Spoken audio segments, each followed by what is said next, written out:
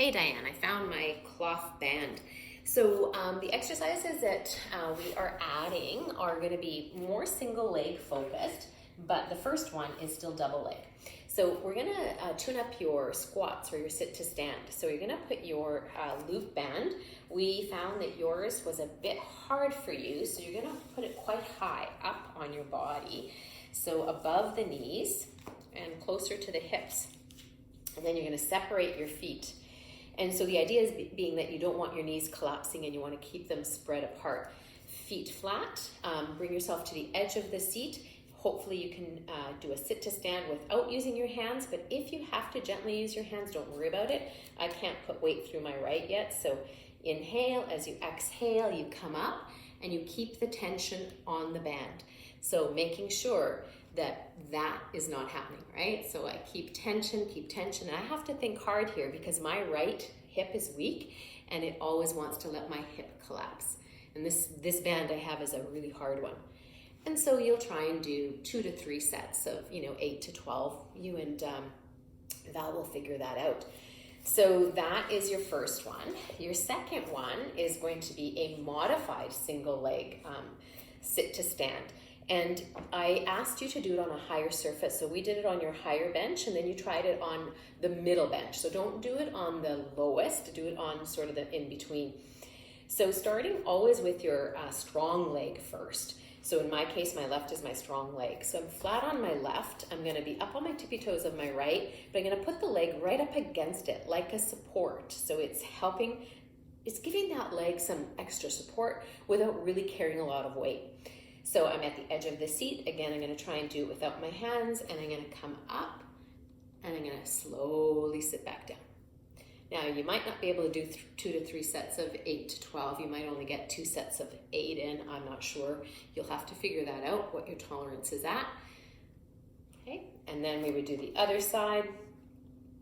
Same thing. So higher surface will make this a bit easier. And then we'll work down to a regular height chair. So that's a modified single leg sit to stand.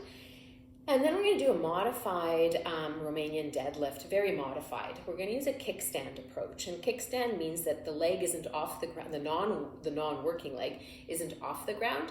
He's just kickstanded behind you. So he's not really taking weight, but he's balancing you off.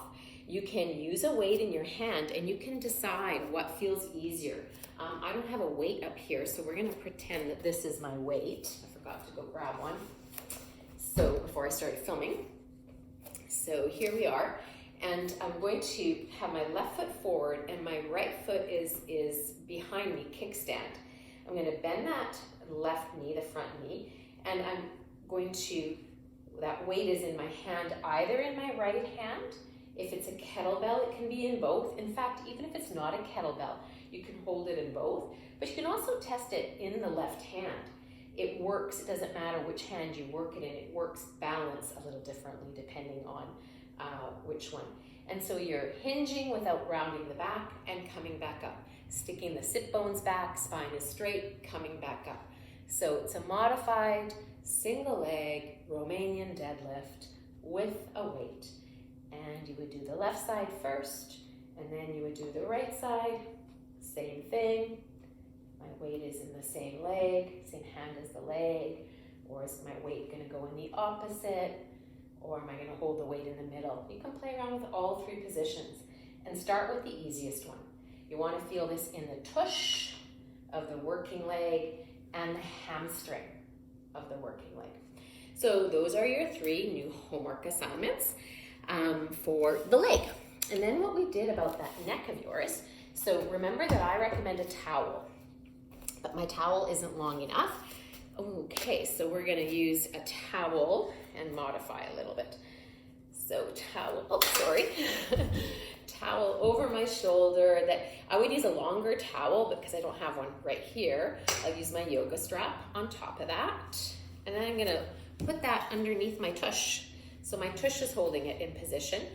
My left hand is going to pull down, so I'm giving pressure down onto my collarbone, and let my left ear fall to my left shoulder and breathe. Maybe 3 breath cycles. We'll pretend I've done 3. And then I'll move my chin towards my armpit. And I'll do 3 there. And then I'll let my chin come down towards my chest. And I'll do 3 there. And relax. So that's your homework for your neck. All right, we'll see you in a month. Bye.